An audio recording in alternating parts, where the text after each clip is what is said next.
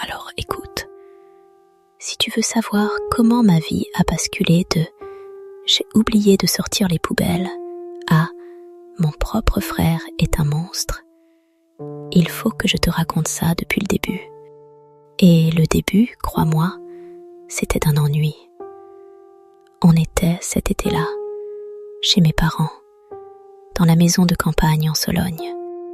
Tu sais, cette vieille bâtisse en pierre, où l'odeur de naphtaline et de poussière se mêle à celle des pins. Les journées s'écoulaient comme du miel éventé. Longues siestes, parties de Scrabble, où mamie trichait toujours un peu. Et le soir, des dîners interminables, où on débattait de la couleur des géraniums pour le balcon. La quintessence du bonheur provincial, quoi. Mon frère, Alex, était là aussi.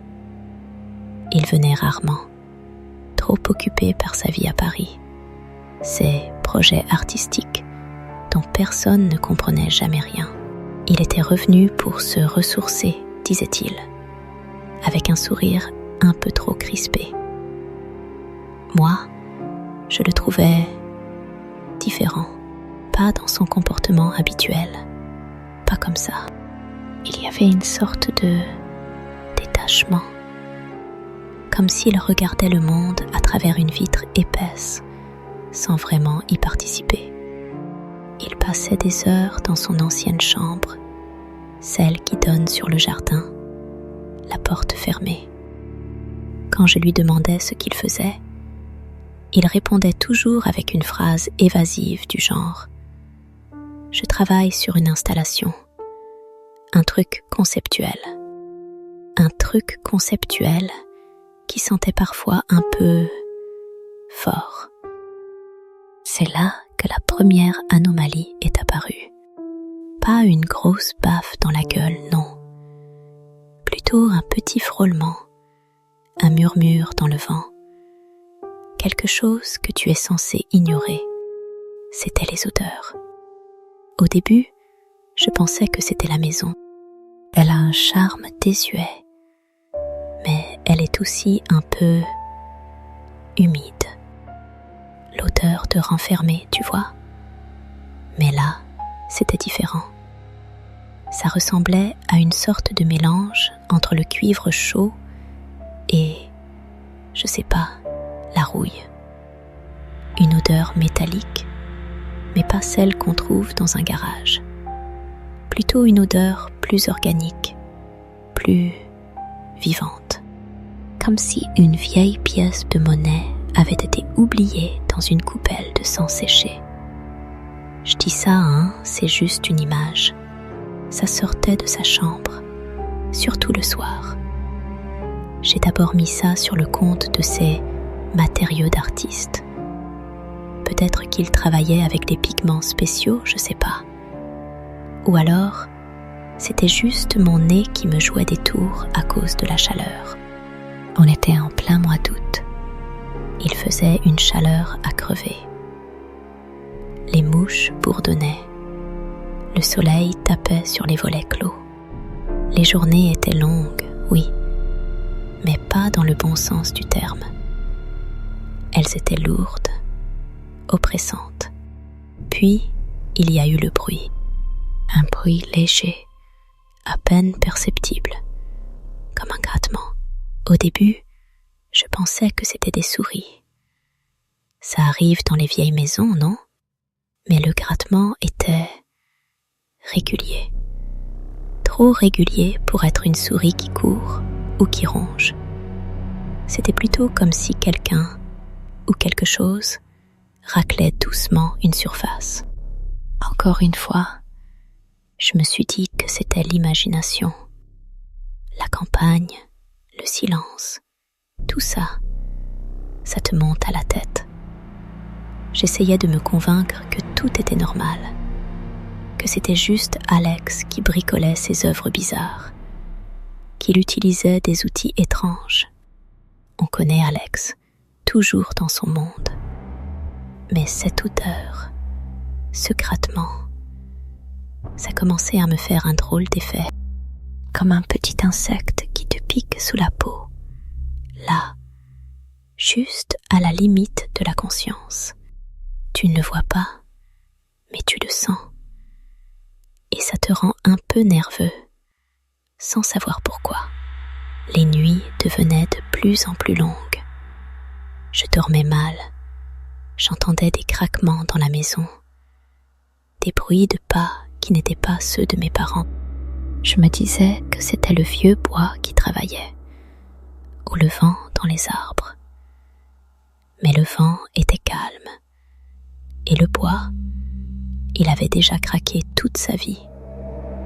Il y avait quelque chose de nouveau, quelque chose qui me mettait mal à l'aise. Je me souviens d'une soirée en particulier.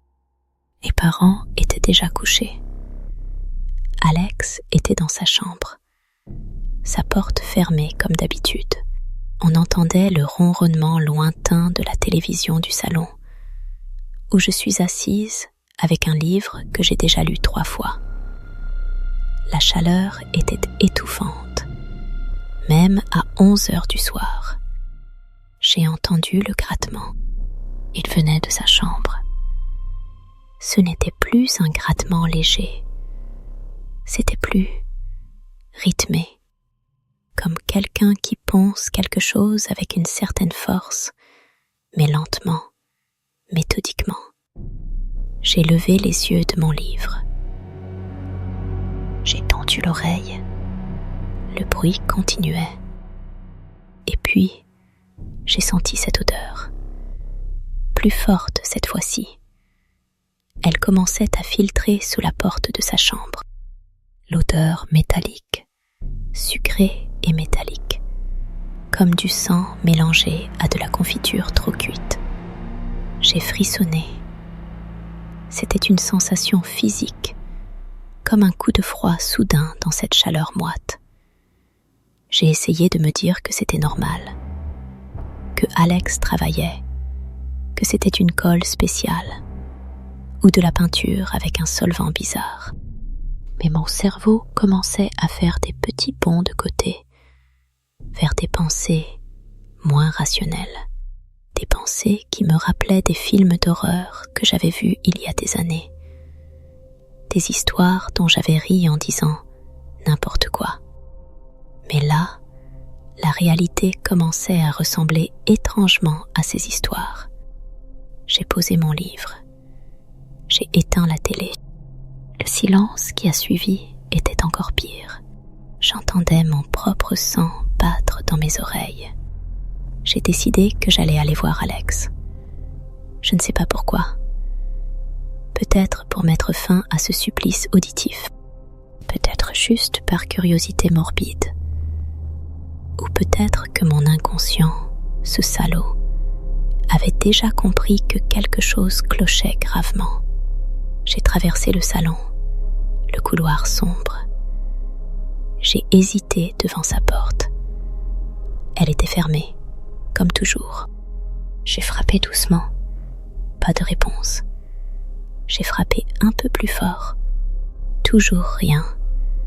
Le grattement s'était arrêté. Le silence était revenu, lourd, tendu. J'ai tendu la main vers la poignée.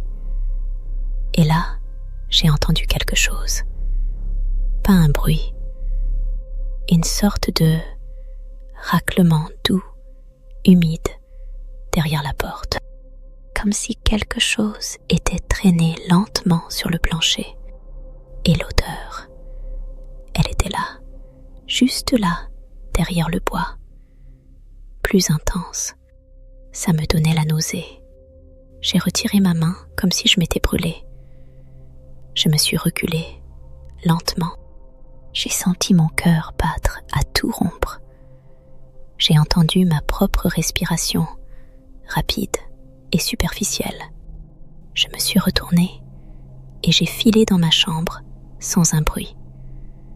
J'ai fermé la porte à clé. Un geste idiot, je le sais. Mais à ce moment-là, mon cerveau n'était plus du tout rationnel. Il était en mode panique silencieuse. Je me suis assise sur mon lit, essayant de me calmer. J'ai regardé par la fenêtre. La nuit était noire, profonde. Il n'y avait pas un bruit dehors. Juste le bruissement lointain des pins. Et cette impression que quelque chose, quelque part, dans cette maison paisible, observait et attendait. Et que ce quelque chose, c'était mon frère. Non, mais franchement, j'ai cru que j'allais devenir folle. Les nuits blanches, là, ça commençait vraiment à me jouer des tours. Je me disais, mais qu'est-ce qui t'arrive? Tu deviens paranoïaque? C'est la chaleur? C'est l'ennui? C'est tout ce silence de campagne qui te monte au cerveau. Et puis, je me suis forcée à réfléchir. Vraiment réfléchir. Pas juste à me répéter des mantras rassurants du genre « Il n'y a rien, il n'y a rien ». J'ai repensé à toutes ces petites choses qui s'accumulaient. L'odeur. Ce n'était pas juste une odeur de renfermé.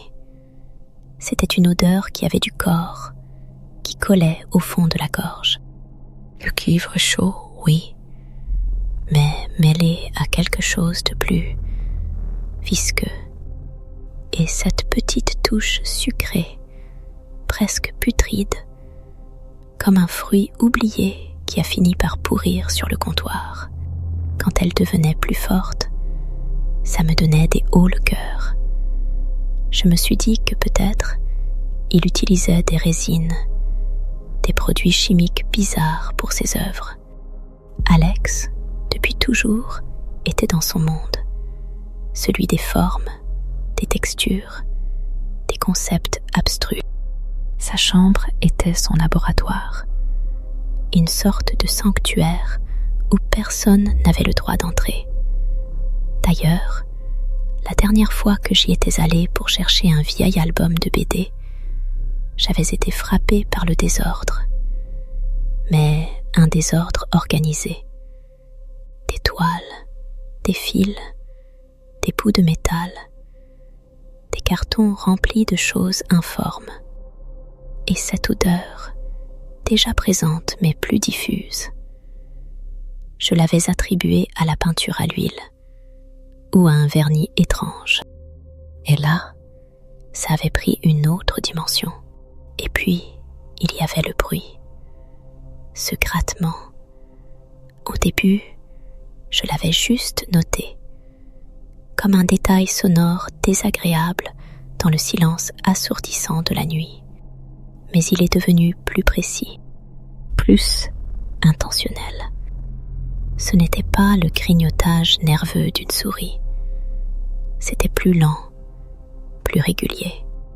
J'ai commencé à l'écouter, vraiment l'écouter. Et plus je l'écoutais, plus ça me semblait étrange, comme quelqu'un qui gratte méticuleusement une surface. Une surface dure peut-être, ou alors quelque chose qui se travaille, qui se façonne. Une sorte de rythme obsédant qui se répétait encore et encore. J'ai essayé de visualiser ce que ça pouvait être. Un outil, un pinceau sec sur une toile. Mais pourquoi cette régularité parfaite? Et l'odeur qui allait avec? Ça ne collait pas. Ce n'étaient pas des matériaux d'artistes normaux, ça, c'est sûr. C'était comme si, dans le silence de la nuit, une usine clandestine fonctionnait dans la chambre de mon frère. Le déclic, ce n'est pas un grand événement spectaculaire, non. C'est plutôt une accumulation lente, insidieuse. C'est le moment où ton cerveau, même s'il essaie de se raccrocher à la logique, commence à te dire « Attention ma belle, il y a un souci. Et ce souci, il est juste à côté de toi. » C'est arrivé un matin. J'étais descendue pour prendre mon café et j'ai vu Alex dans la cuisine. Il était silencieux, un peu pâle. Il buvait son café en fixant le mur. Et là, j'ai vu, sur son bras, juste sous le col de son t-shirt. Une petite marque, pas une égratignure, plutôt une ecchymose, mais pas une ecchymose normale. Elle avait une couleur étrange, violacée, presque verdâtre, et elle semblait dessiner une forme assez précise. J'ai cligné des yeux. J'ai cru que je rêvais. J'ai détourné le regard, puis je l'ai regardé à nouveau. C'était toujours là. Et à ce moment-là, j'ai fait le lien. L'odeur qui venait de sa chambre, le grattement rythmé, et maintenant cette marque bizarre sur son bras. Et j'ai eu cette pensée glaciale. Et si Alex n'était pas juste un artiste un peu excentrique? Et si ses installations conceptuelles, c'était autre chose? C'est là que j'ai vraiment commencé à flipper. Et que j'ai arrêté de me raconter des salades. Je me suis dit, il faut que tu saches, il faut que tu comprennes. Mais comment enquêter sur son propre frère sans passer pour une espionne folle? J'ai d'abord essayé la manière douce. Je l'ai abordé le soir, alors qu'il était assis sur le canapé, absorbé par son téléphone. Alex, dis-moi, qu'est-ce que tu fabriques dans ta chambre? C'est quoi ces odeurs?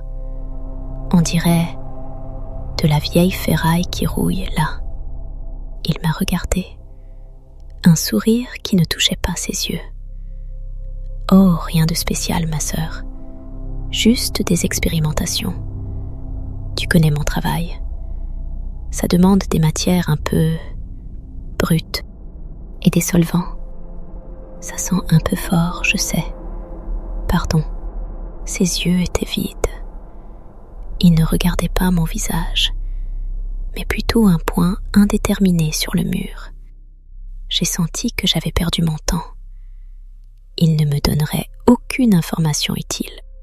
Au contraire, il se refermait encore plus.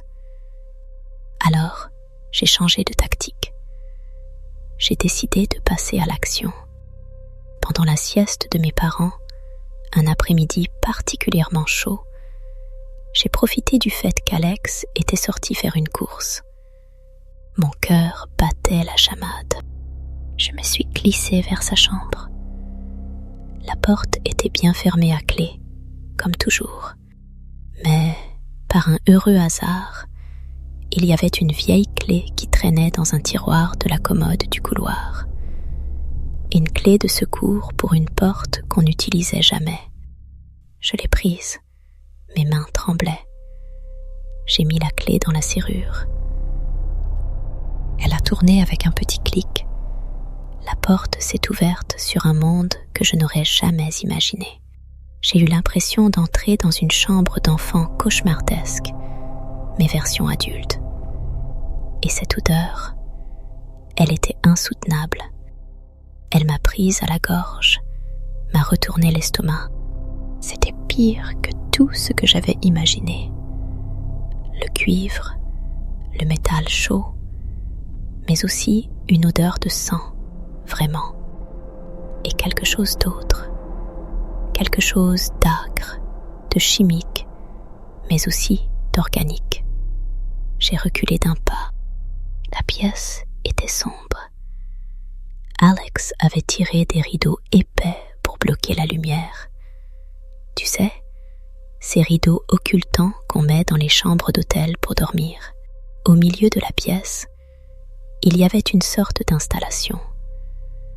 C'était une structure métallique, tordue, avec des fils partout. Et sur cette structure, il y avait des choses, des formes bizarres, modelées. Ça ressemblait un peu à de la chair, mais figée. Comme de la cire d'abeille qui aurait pris une mauvaise tournure, ou du plastique fondu.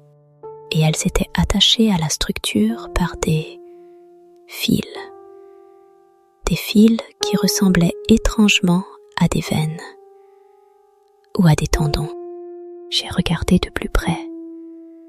Ces formes étaient d'une couleur rosée pâle, presque translucide, et elles avaient une texture visqueuse. Et le bruit, je l'ai compris. Le grattement. Il y avait des outils, de petits scalpels, des limes fines, des crochets, et ils étaient là, posés sur une table, comme s'ils attendaient d'être utilisés, comme s'ils venaient d'être utilisés. Sur le sol, il y avait des taches sombres, séchées, qui ressemblaient terriblement à du sang.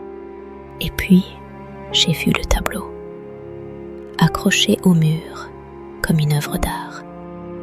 C'était un montage de petits morceaux de peau. Non, ça ne pouvait pas être de la peau. Ça ressemblait à des tessons de verre dépolis, mais avec une texture légèrement élastique. Et ces tessons étaient collés sur une toile, formant des motifs complexes. Des motifs qui me rappelaient des fresques anciennes, mais d'une manière perverse. Comme si on avait pris des fragments d'humains et qu'on avait essayé de recomposer un tableau. J'ai senti mon estomac se nouer. J'ai eu envie de vomir. Je me suis avancée vers le tableau, une force irrésistible me poussant, et j'ai vu une partie de ce montage. C'était une oreille humaine, petite, pâle, mais indubitablement une oreille. Et le reste, c'était des formes qui ressemblaient à des doigts coupés, des bouts de nez, des lèvres déformées. Mon sang s'est glacé. J'ai suffoqué. C'était ça, les installations conceptuelles d'Alex. Je me suis retournée brusquement, voulant fuir cet endroit infernal, et j'ai vu une autre chose, sur un autre chevalet, une sorte de maquette, une maquette de maison, notre maison. Mais elle était modifiée, les fenêtres étaient obturées, les portes barricadées, et à l'intérieur, j'ai cru voir des formes, de petites formes humaines, figées. Et tout autour de la maquette, il y avait des fils, comme des réseaux, qui partaient de la structure principale, de l'installation centrale, pour aller se connecter à cette maquette. C'était comme s'il avait recréé notre maison à l'échelle, pour y enfermer quelque chose, ou quelqu'un. J'ai regardé la structure principale, l'installation tordue, et j'ai compris. Les formes qui y étaient fixées, ce n'était pas juste de la matière informe, c'était des fragments de corps. Et Alex, mon frère, il les travaillait, il les façonnait, il les utilisait pour ses œuvres. Mon Dieu, j'ai senti mes jambes flageoler. J'ai eu une envie irrépressible de crier, mais aucun son n'est sorti de ma gorge. J'étais pétrifiée. J'ai regardé autour de moi, cherchant une issue, un échappatoire. Et puis, mes yeux se sont posés sur un autre objet, posé sur un coin de table. Un journal, un vieux carnet noir, relié. La couverture était légèrement collante. J'ai hésité une fraction de seconde. Et puis, poussé par une terreur mêlée d'une curiosité morbide, je l'ai pris. Mes mains tremblaient tellement que j'ai failli le laisser tomber. J'ai ouvert le carnet. Les premières pages étaient remplies de dessins, des esquisses de formes anatomiques, mais déformées, tordues, comme si Alex avait étudié le corps humain pour le tordre, le déformer, le transformer en quelque chose d'autre. Et puis, il y avait des notes. Des phrases écrites d'une écriture nerveuse, hachée. Des phrases comme « La symétrie est une prison. Il faut briser les formes pour révéler leur essence. L'horreur est dans la perfection du détail. » Et puis, j'ai lu des choses qui m'ont donné des frissons dans le dos. Des phrases sur la collecte de matériaux, sur la patience du sculpteur, sur la beauté de la fragilité. Et puis, j'ai vu des noms de personnes disparues, des gens que j'avais vus aux informations, des avis de recherche. Mon cœur s'est mis à battre à un rythme effréné. Et là, j'ai compris la nature des installations conceptuelles. Ce n'était pas de l'art, c'était de la boucherie. Mon frère, Alex, celui avec qui je faisais des châteaux de sable quand on était petit, celui qui me protégeait des grands quand j'étais gamine, c'était un boucher, un artiste de la chair humaine. J'ai fermé le carnet d'un coup sec. Mes mains tremblaient encore plus. J'ai eu l'impression que toutes les horreurs du monde se concentraient dans cette pièce. Dans ce petit espace confiné, j'ai regardé autour de moi avec une nouvelle terreur. Cette odeur, ce n'était pas juste des produits chimiques, c'était l'odeur du sang frais, de la chair mal conservée et de tout ce qu'il utilisait pour la travailler. Le grattement, c'était lui, travaillant, lissant, façonnant, découpant. J'ai eu le réflexe de regarder par la fenêtre. Les rideaux étaient tirés. Mais je me suis imaginé le jardin, la pelouse verte, les roses de ma mère. Tout ça me semblait tellement irréel, loin de cette horreur qui se déroulait à quelques mètres de là. J'ai fait un pas en arrière, heurtant une caisse en carton. Elle a failli tomber. J'ai eu peur que le bruit alerte Alex. J'ai eu peur qu'il revienne à l'improviste. J'ai senti la panique monter en moi, une panique froide et glaciale. J'ai regardé la porte, la serrure. Je voulais juste sortir, fuir, courir le plus loin possible. J'ai regardé une dernière fois l'installation centrale, les fragments qui y étaient fixés. J'ai cru distinguer, dans l'un d'eux, la forme d'un nez, et j'ai senti une nausée violente me gagner. J'ai serré les dents, j'ai fermé les yeux. J'ai pris une grande inspiration et j'ai refermé doucement la porte, en essayant de faire le moins de bruit possible. J'ai remis la clé dans le tiroir, en la cachant bien. J'ai traversé le couloir. Mes jambes semblaient faites de plomb. J'ai filé dans ma chambre. J'ai refermé la porte à clé, comme la première fois. Mais cette fois, ce n'était pas par réflexe. C'était une nécessité. Une façon de me protéger de ce qui se cachait juste de l'autre côté du mur. J'ai senti le monde basculer. L'image de mon frère, celui que j'avais connu, s'est effacée pour laisser place à une créature monstrueuse. Et cette créature, elle habitait la même maison que moi. Et elle était mon frère. Une fois enfermée dans ma chambre, le silence semblait encore plus assourdissant. J'entendais mon propre cœur battre comme un tambour fou. Mes mains étaient moites, ma gorge était sèche. J'ai essayé de réfléchir.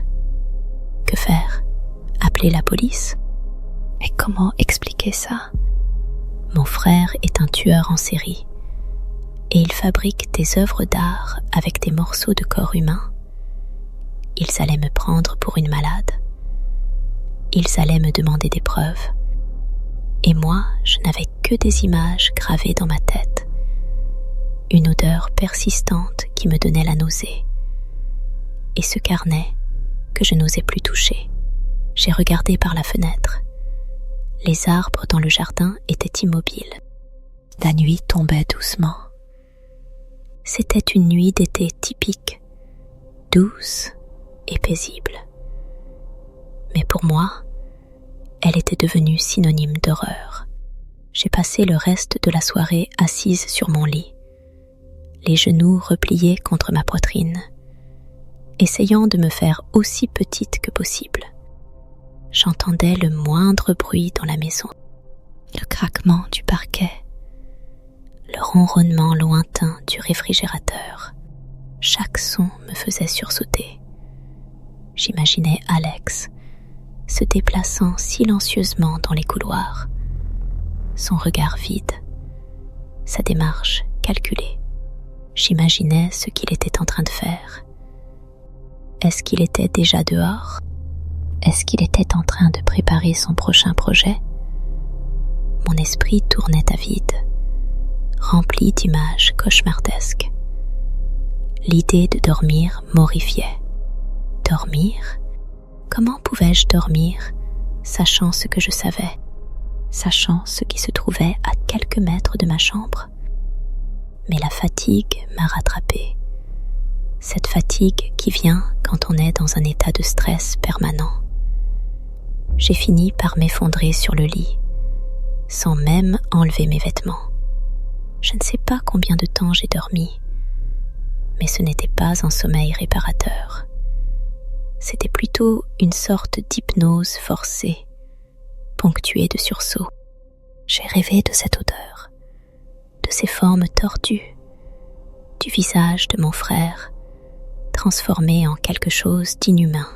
Au réveil, le soleil filtrait à travers les rideaux. C'était une nouvelle journée.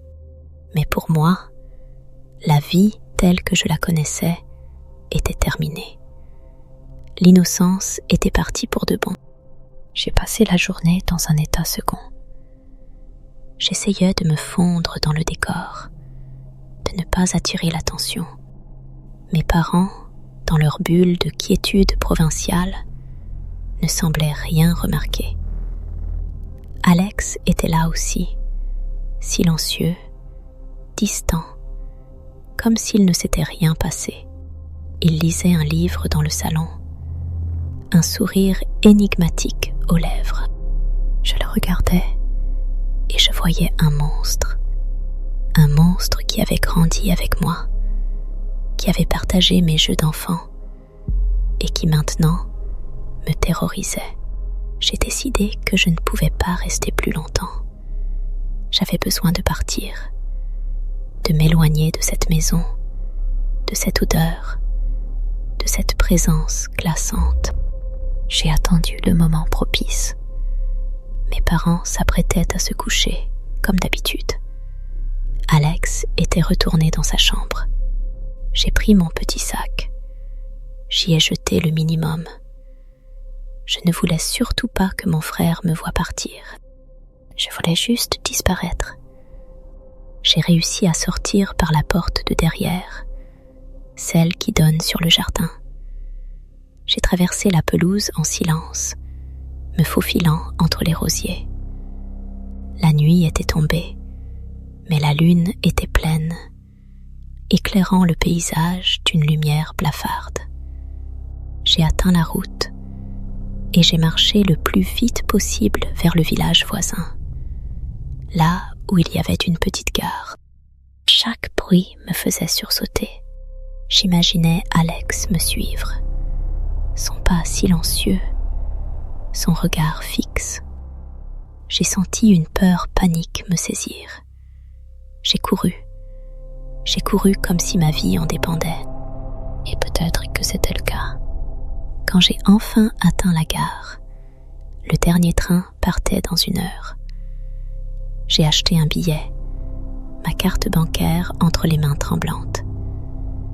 Je me suis assise sur un banc, dans l'obscurité, essayant de me faire la plus petite possible. J'ai regardé le chemin de fer qui s'enfonçait dans la nuit. J'ai pensé à ma maison, à mes parents, à Alex. Et j'ai pleuré. Des larmes silencieuses, amères. J'ai pleuré parce que j'avais perdu mon frère. J'avais perdu la seule famille qu'il me restait, d'une certaine manière. Et j'avais découvert une vérité horrible. Une vérité qui allait me hanter pour toujours. J'ai regardé le quai vide, la voie ferrée qui disparaissait dans l'obscurité.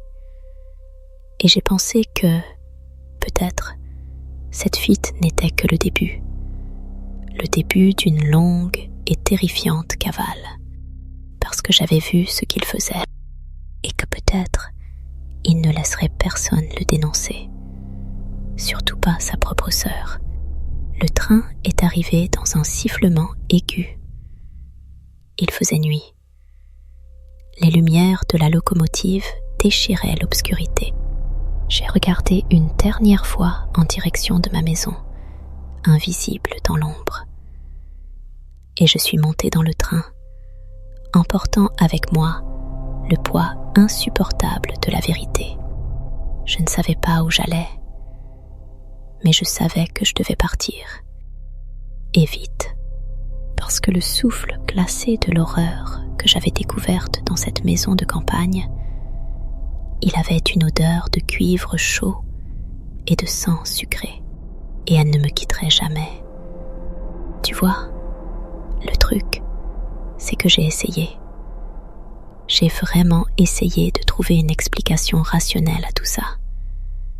Tu sais, quand on est face à quelque chose qui dépasse l'entendement, notre premier réflexe, c'est de se dire « c'est une erreur ». Il y a une logique cachée.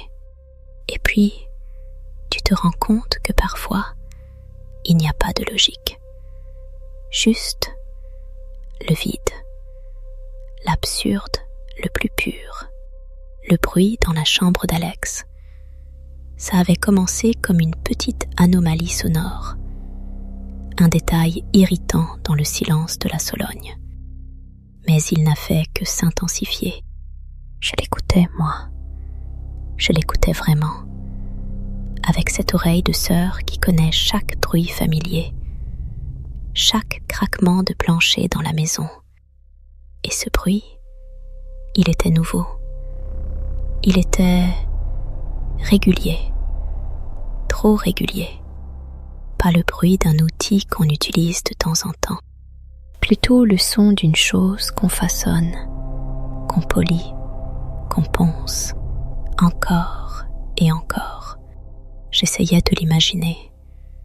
Est-ce qu'il utilisait une sorte de râpe mécanique? Une ponceuse à grains fins pour ses sculptures? Mais pourquoi cette régularité hypnotique? Ça résonnait dans les murs. Ça s'incrustait dans mon sommeil. J'ai commencé à faire des cauchemars.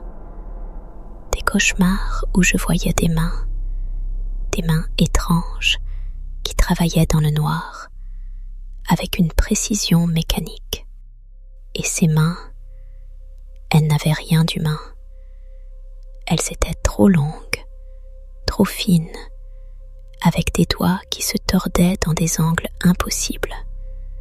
Un peu comme les sculptures modernes que j'aimais bien visiter dans les galeries, mais celles-ci, elles avaient une sorte de vie propre, une énergie malsaine. Et l'odeur. Ah, l'odeur. Ça, c'était le truc qui me rendait dingue. Au début, c'était juste un fond vague, une senteur de quelque chose qui vieillissait mal. Du cuivre chaud, oui, ça c'était indéniable. Une odeur métallique, un peu âcre, mais il y avait autre chose en dessous. Une douceur sucrée, presque écœurante, comme le fruit trop mûr qui commence à fermenter. Et puis, cette pointe de, je ne sais pas comment dire, de chair. Pas une odeur de charcuterie, non. Une odeur plus subtile, plus plus intime, une odeur de peau, de sang séché, de quelque chose qui a été vivant et qui ne l'est plus, mais qui conserve une sorte de trace, une mémoire olfactive. Quand l'odeur était forte, j'avais l'impression que l'air était épais, qu'il me collait à la gorge. J'ai essayé de faire des rapprochements. Est-ce qu'il expérimentait avec des résines, des pigments spéciaux? Il me disait toujours qu'il cherchait des textures nouvelles, des matières brutes. Et je le croyais. Parce que c'est Alex, c'est mon frère. Comment douter de la normalité de son frère? Mais ça ne collait pas. L'odeur était trop organique, trop vivante paradoxalement. J'en ai parlé à mes parents comme ça, à la dérobée. Maman, tu sens cette odeur qui vient de la chambre d'Alex? C'est assez particulier, non? Elle a levé les yeux de son tricot, un sourire bienveillant sur les lèvres. Oh mon chéri, il travaille sûrement à ses toiles. Tu sais comment sont les artistes. Ils ont leurs petites habitudes. Ça doit être les produits qu'il utilise. Il faut pas s'en inquiéter. Et papa, lui, il était plongé dans son journal. Un grognement d'approbation. Oui, le petit est créatif. C'est une bonne chose. Laisse-le faire. Laisse-le faire. C'est facile à dire quand on est dans le déni. Il aimait leur petit-fils, le futur artiste prometteur, le fils qui ne leur donnait aucun souci. Il ne voulait pas voir. Il ne pouvait pas voir. Alors, j'ai arrêté d'en parler. J'ai arrêté de leur demander de l'aide. C'était devenu mon fardeau, ma petite angoisse personnelle.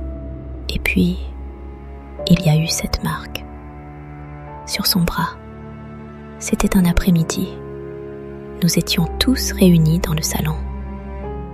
Alex était affalé dans son fauteuil, son téléphone à la main, comme d'habitude. Il portait un t-shirt à manches courtes, et quand il a bougé son bras pour attraper un verre d'eau sur la table basse, j'ai vu, juste là, sous son épaule, une échymose. Mais ce n'était pas une échymose comme les autres. Elle n'était pas d'un bleu violacé classique, ni d'un vert un peu jaune. Non, elle avait une couleur étrange, d'un violet profond, presque noir, avec des reflets métalliques. Et elle dessinait une forme nette, presque géométrique. Ça ressemblait à une sorte de empreinte, une marque laissée par quelque chose de froid, de dur et de précis. J'ai cligné des yeux, me demandant si j'avais bien vu.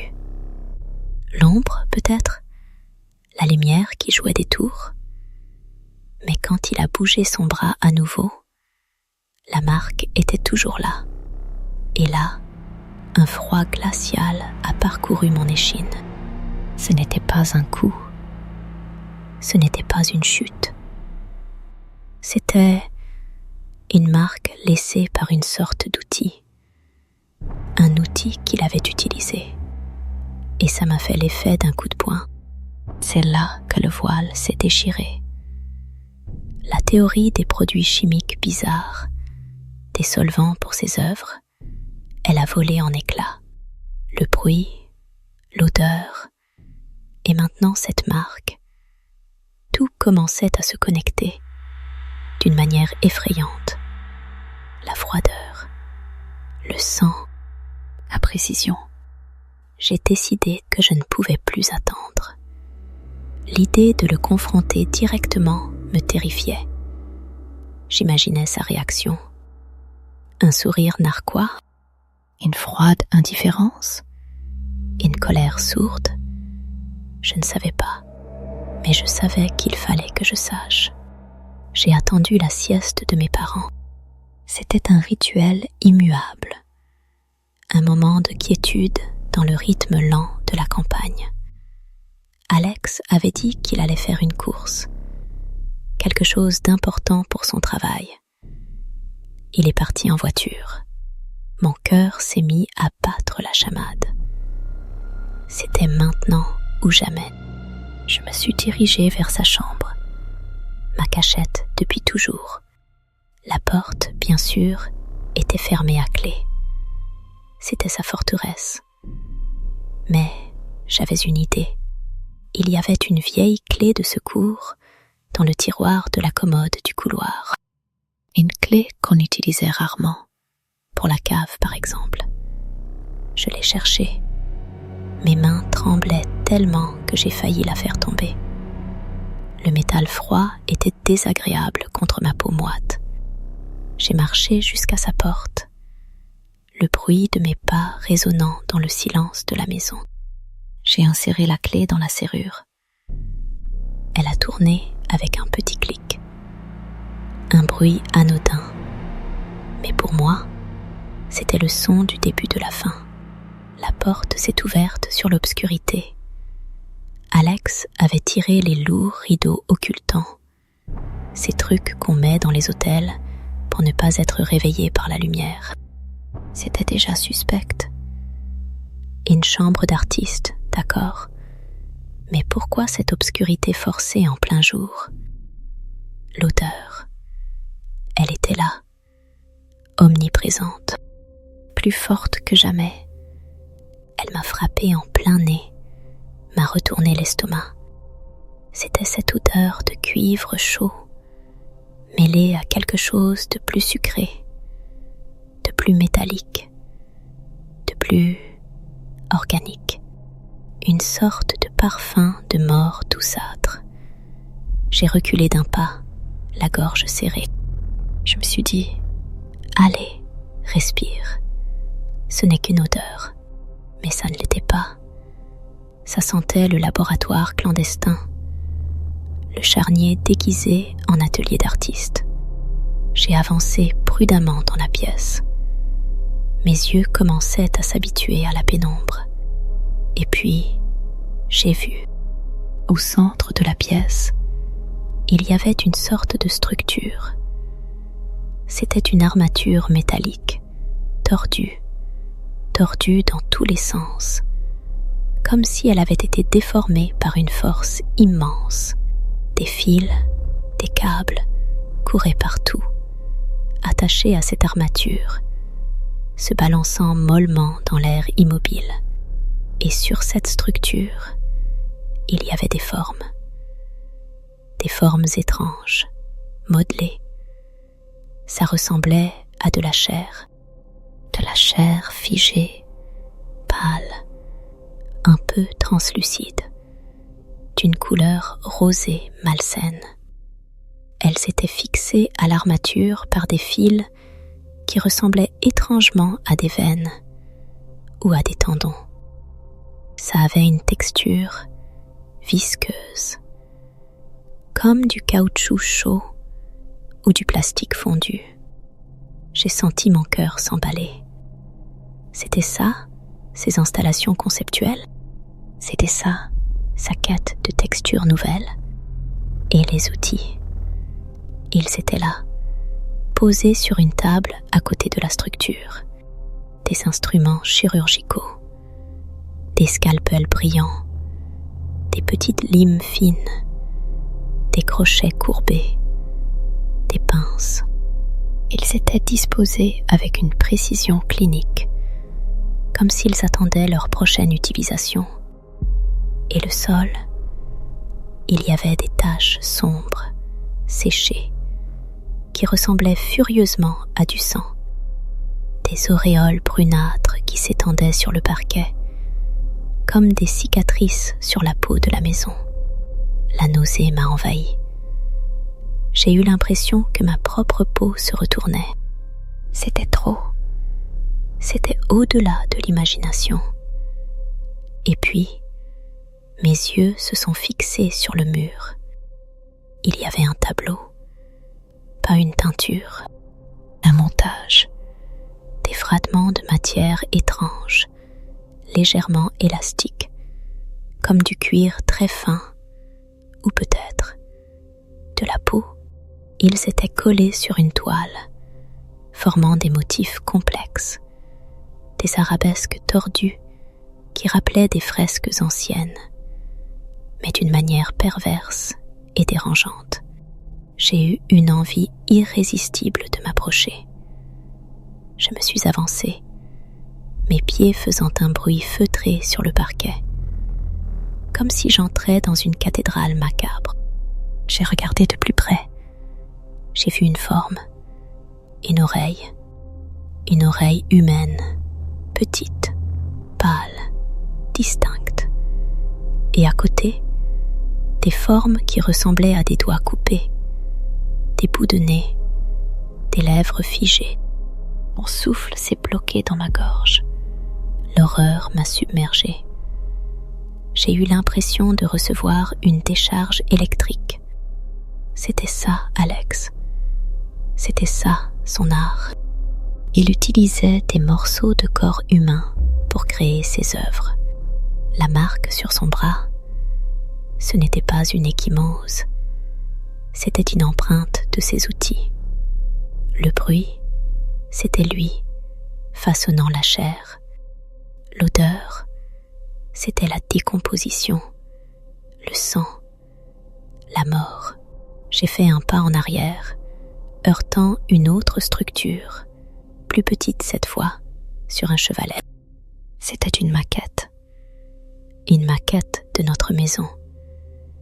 Elle était reproduite avec une précision troublante, mais elle était modifiée. Les fenêtres étaient obturées par des morceaux de carton.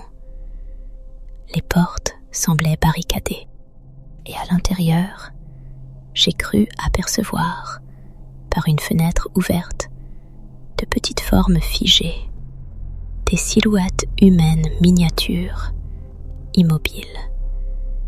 Et ce qui m'a terrifié le plus, c'est que des fils partaient de l'installation centrale, de la grande structure tordue, et ils étaient connectés à cette maquette, comme un réseau de nerfs, un système qui reliait le corps principal à sa recréation de notre maison.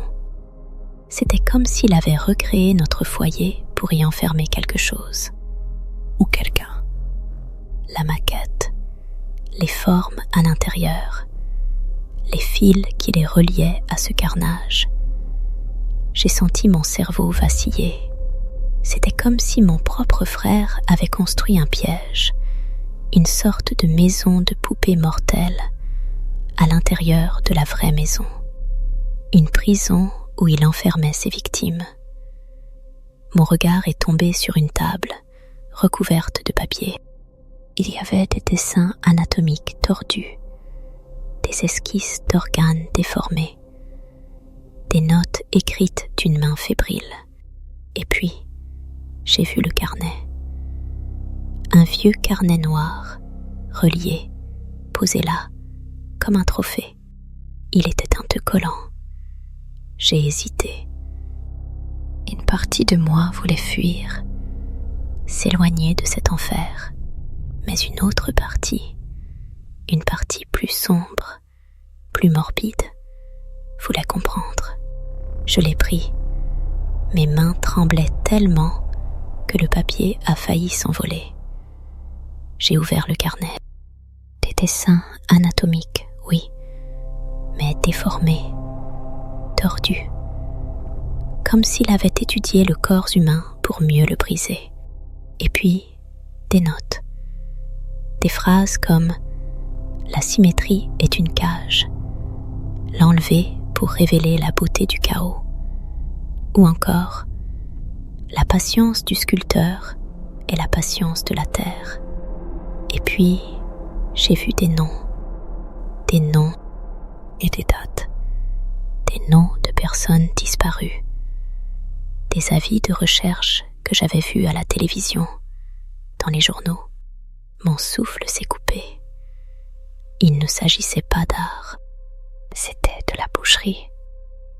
Mon frère, mon cher petit frère Alex, un tueur en série. Et ses installations, c'étaient ses trophées. J'ai fermé le carnet d'un coup sec. Mes mains tremblaient comme des feuilles mortes. J'ai regardé autour de moi. L'horreur était palpable. L'odeur était plus forte que jamais. Elle me donnait la nausée. J'ai imaginé Alex dans cette pièce, travaillant méticuleusement, ses mains gantées, son regard vide, découpant, façonnant, collectionnant. J'ai eu l'impression que le monde entier s'était effondré sur moi. J'ai senti mes jambes faiblir. J'ai eu envie de hurler, de crier, de faire le plus grand vacarme possible pour réveiller mes parents, pour tout faire s'arrêter. Mais aucun son n'est sorti de ma gorge. J'étais pétrifiée. Mon cerveau tournait à 1000 à l'heure, mais il ne trouvait aucune issue logique. C'était trop irréel, trop monstrueux. J'ai fait un pas en arrière, heurtant une caisse en carton qui était posée près de la porte. Elle a failli tomber. J'ai eu un sursaut de peur. Et si Alex revenait? Et si j'avais fait du bruit? J'ai regardé la porte, la serrure. J'ai juste eu une envie. Fuir, disparaître, m'enfuir de cette maison, de cette pièce, de cette réalité qui venait de voler en éclats. J'ai pris une profonde inspiration, essayant de calmer mon cœur qui battait à tout rompre. J'ai refermé la porte doucement, en faisant attention au moindre bruit. J'ai remis la clé dans le tiroir, en la cachant soigneusement. J'ai traversé le couloir. Mes pas semblaient résonner sur le parquet comme des coups de marteau. J'ai filé dans ma chambre. J'ai verrouillé la porte. Cette fois, ce n'était pas par habitude. C'était une nécessité vitale. Une barrière physique entre moi et le monstre qui vivait juste à côté. Le monde tel que je le connaissais venait de basculer. Mon frère, l'artiste conceptuel, était devenu un tueur en série, et j'étais la seule à le savoir. Je suis restée dans ma chambre, le dos plaqué contre la porte, la serrure bien enclenchée. Mes mains tremblaient toujours, tellement fort que j'avais l'impression qu'elles allaient se détacher.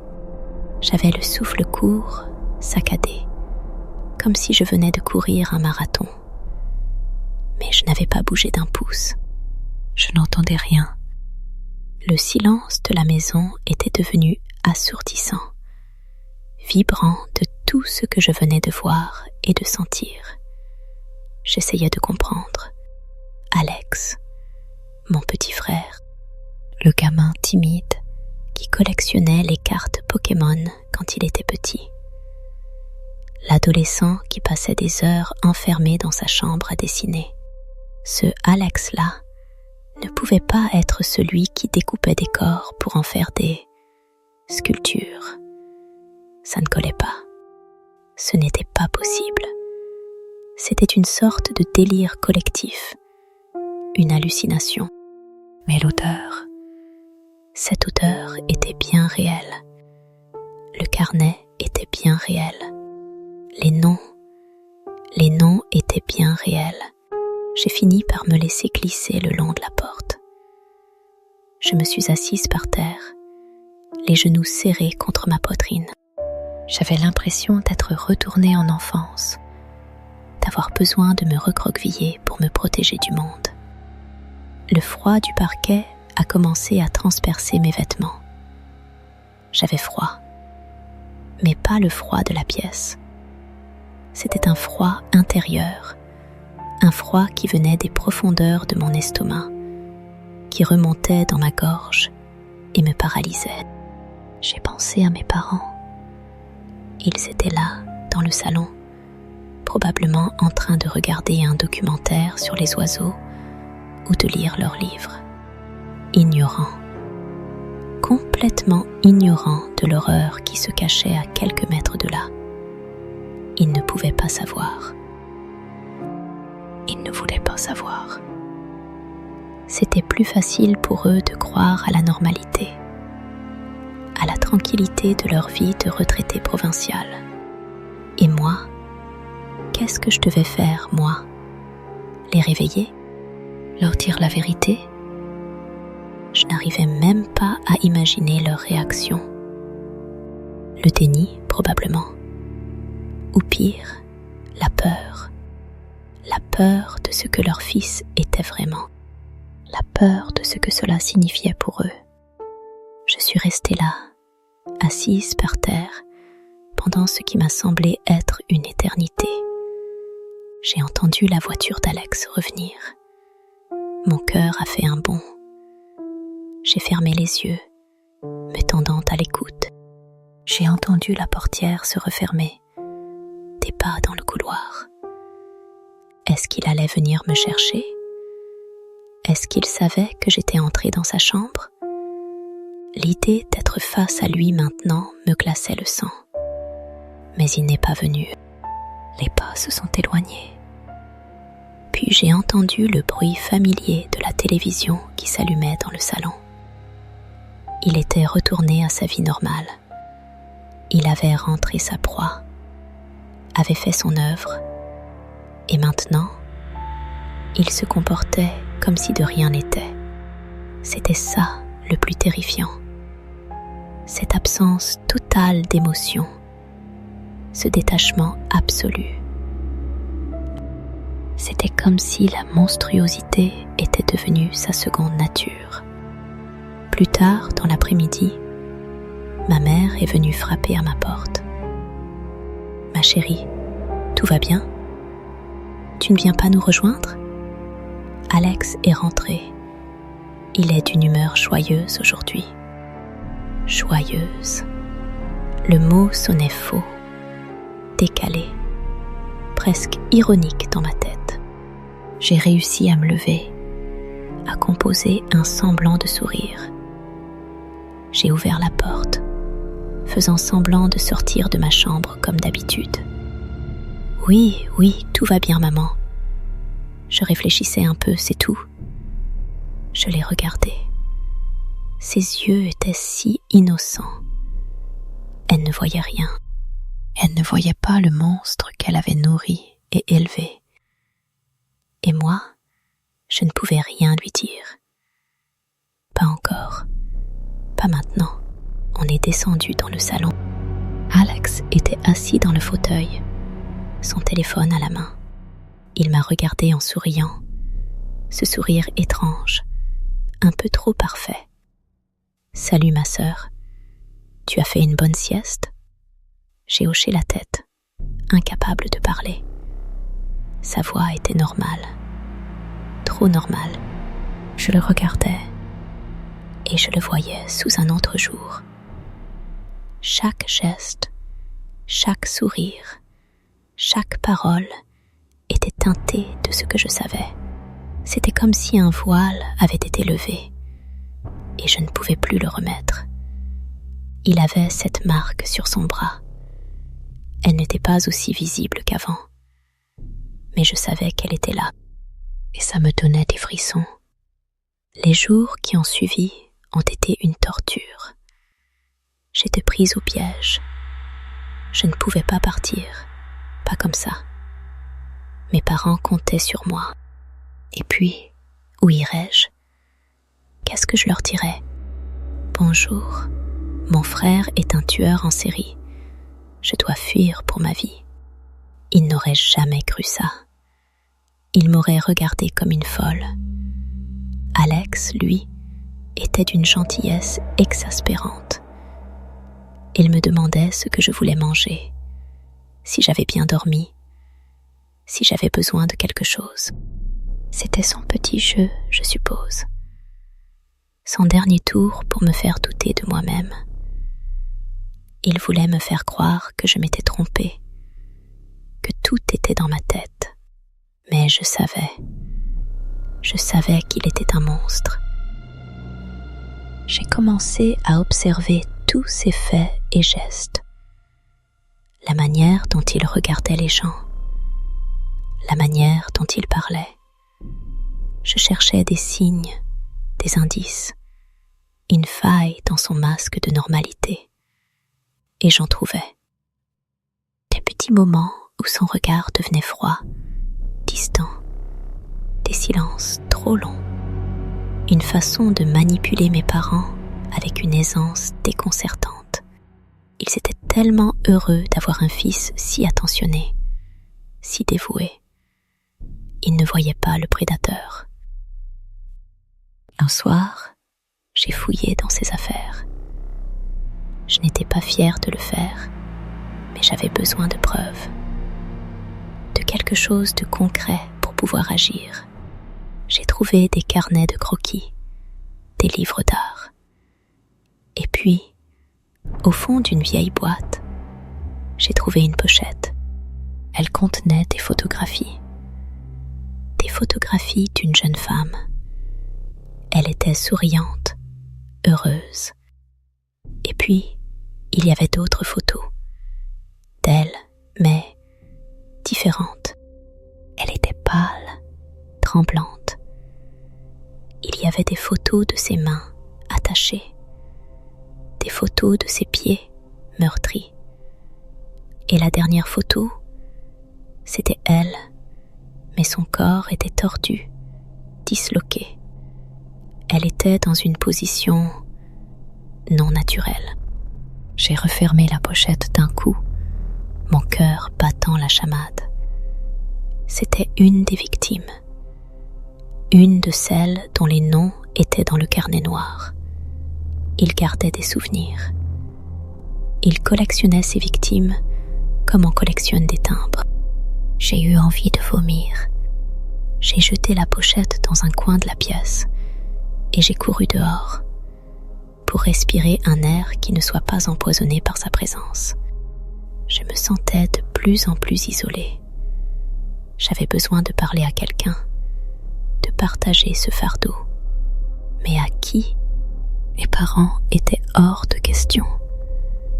Mes amis, comment leur expliquer ça? Ils me prendraient pour une folle, ou pire, ils se moqueraient de moi. J'ai commencé à penser à la police. Mais qu'est-ce que je leur apporterais? Un carnet avec des noms, des photos floues, une odeur. Ils me renverraient chez moi en me disant que j'avais peut-être trop regardé de films d'horreur. Et puis, j'ai eu une idée folle, mais qui me semblait être la seule issue. Si je ne pouvais pas le dénoncer, je pouvais peut-être le piéger. Il aimait tant ses créations, son art macabre.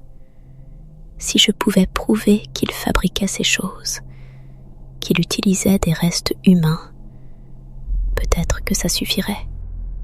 J'ai commencé à rassembler des preuves, discrètement. J'ai pris des photos de sa chambre quand il était absent. J'ai photographié les outils, la structure métallique, le tableau macabre. J'ai même réussi à voler une petite mèche de cheveux sur un des fragments de chair figés, en prétendant que je faisais une expérience d'analyse de pitement. La nausée était presque insupportable, mais je me forçais. Je me disais que c'était pour ma survie. Un jour, j'ai eu une idée brillante. Alex recevait parfois des commandes. Des collectionneurs d'art un peu particuliers qui aimaient ses œuvres. Je me suis dit que si je pouvais intercepter une de ces commandes, si je pouvais trouver un acheteur assez étrange pour révéler la nature de ses œuvres, alors j'aurais enfin une preuve irréfutable. J'ai commencé à surveiller sa boîte aux lettres, ses emails. Je me suis transformée en détective privé, armée de mon angoisse et de ma détermination. Un matin, j'ai vu un colis suspect arriver. Il était enveloppé dans du papier craft, sans adresse d'expéditeur. juste une adresse de livraison. J'ai attendu qu'Alex sorte. J'ai couru à la boîte aux lettres. J'ai pris le colis. Il était lourd. J'ai senti une odeur familière, subtile mais présente. Le cuivre, le sucré, l'organique. Je l'ai ramené dans ma chambre, mes mains tremblantes. Je l'ai ouvert doucement. À l'intérieur, il y avait une sorte de sculpture. Elle ressemblait à un cerveau humain stylisé, fait d'une matière qui ressemblait à de la peau recuite, d'une couleur grisâtre. Elle était posée sur un socle en métal rouillé. C'était une des œuvres d'Alex, et il allait l'envoyer. J'ai eu une idée folle. J'ai regardé l'étiquette d'envoi. L'adresse était celle d'une galerie à Paris.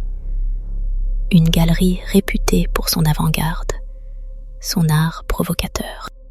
J'ai pris mon téléphone. J'ai cherché le numéro. J'ai appelé. J'ai demandé à parler au directeur, à la personne responsable des acquisitions. J'ai bredouillé une histoire, prétextant être une étudiante en art passionnée par le travail de Monsieur Dubois. J'ai dit que j'avais entendu parler de ses dernières créations et que j'étais fascinée par l'utilisation de matériaux organiques. Je voulais juste savoir comment il obtenait ces textures. L'homme au téléphone était froid, professionnel. Il m'a répondu avec une condescendance polie. Il m'a parlé de recherche artistique, de dialogue avec la matière, de transcendance de la chair. Il a utilisé des termes que j'avais déjà lus dans le carnet d'Alex. La matière organique, a-t-il dit, est la plus pure forme d'expression, le reflet le plus sincère de la vie, même dans sa finitude. J'ai senti mon sang se glacer. Il savait. Ce galeriste savait ce que vendait Alex. Il était complice. Il faisait partie de ce monde sordide. Et puis, il a ajouté quelque chose qui m'a fait comprendre l'ampleur du piège. Vous savez, Mademoiselle Dubois a un talent unique pour la mise en scène. Il crée des environnements complets pour ses pièces. C'est ce qui les rend si vivantes. L'installation qu'il prépare actuellement pour nous est particulièrement impressionnante. Elle s'intitule « Le Sanctuaire ». Il a conçu un espace dédié, une sorte de chambre d'écho où les visiteurs peuvent communier avec la matière. Chambre d'écho, sanctuaire. J'ai pensé à la maquette de la maison, au fil qui reliait l'installation principale à notre foyer. J'ai pensé à l'idée d'enfermer quelque chose, et j'ai compris.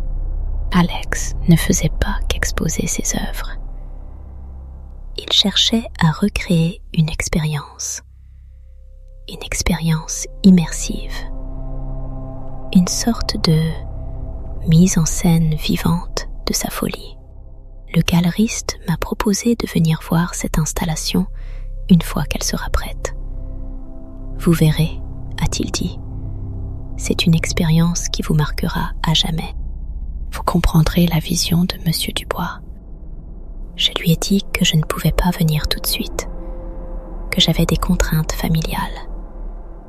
J'ai raccroché, le cœur battant la chamade.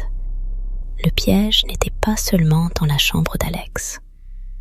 Le piège était partout. Le galeriste savait. Il participait. Il organisait. Et Alex, lui, travaillait sur une nouvelle œuvre. Une œuvre qui impliquait notre maison. Mon regard s'est perdu sur la maquette de la maison que j'avais photographiée dans la chambre d'Alex.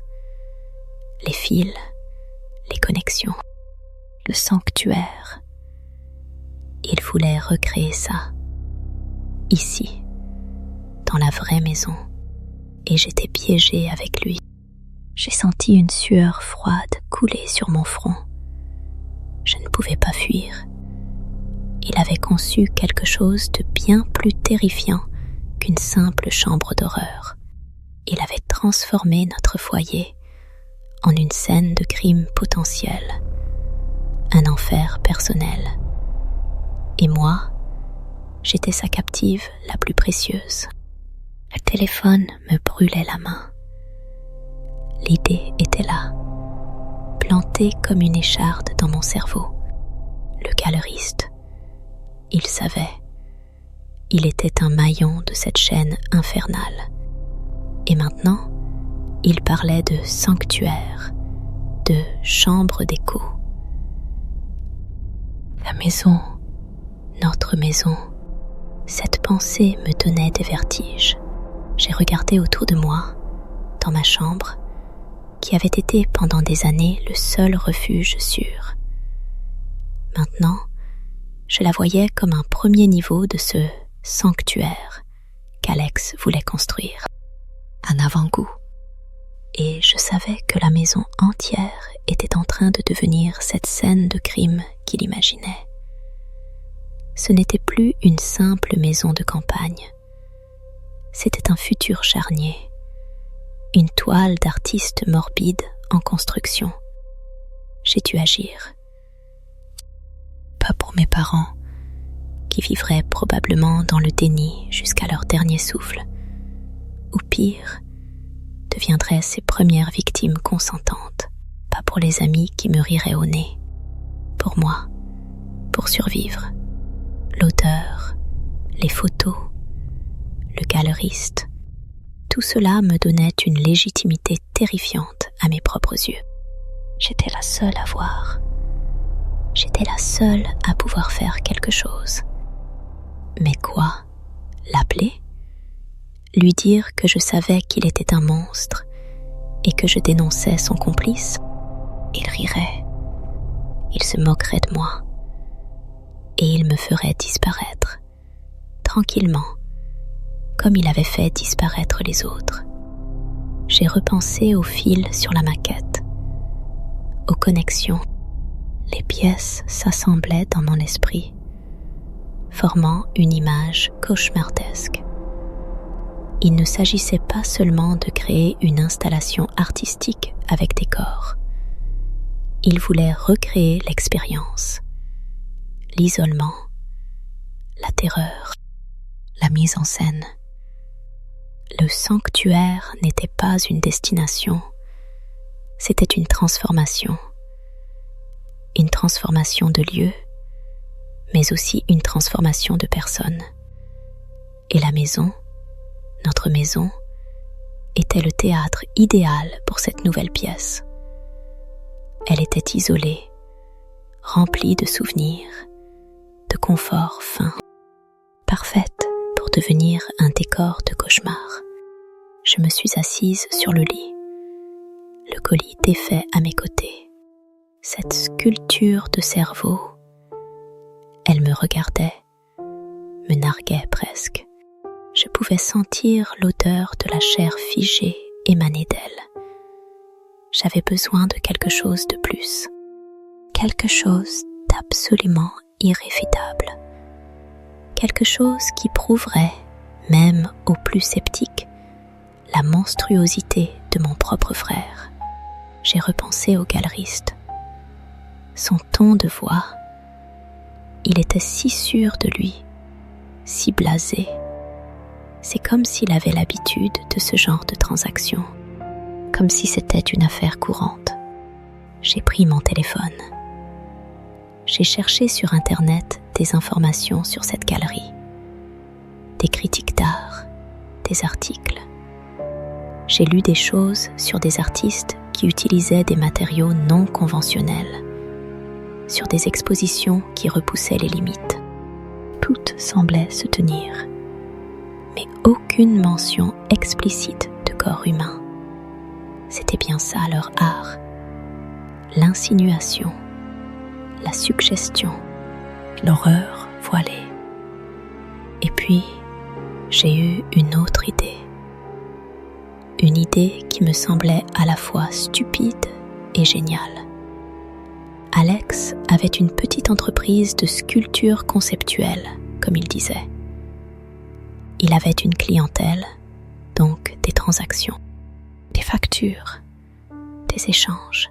Si je pouvais mettre la main sur les preuves concrètes de ces transactions, des reçus, des emails compromettants, j'ai attendu le moment parfait, le moment où Alex serait le plus détendu, le plus sûr de lui.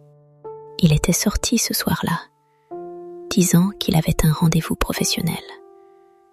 Juste pour discuter de futurs projets, ma belle, m'avait-il dit en souriant. Un sourire qui maintenant me donnait la chair de poule. Je l'ai regardé partir, son élégance discrète me révulsant. Il était si bien déguisé. Dès que j'ai entendu la voiture s'éloigner, j'ai filé dans son bureau. C'était une petite pièce aménagée dans une dépendance, à l'écart de la maison principale. Alex y passait des heures, disant qu'il avait besoin d'un espace dédié à la création. Un laboratoire, en réalité. La porte était verrouillée, mais j'avais vu où il cachait la clé. Sous un pot de fleurs fanées, sur le rebord de la fenêtre. J'ai toujours su que j'avais un don pour repérer les détails que les autres négligeaient. C'est peut-être ça, ma seule arme.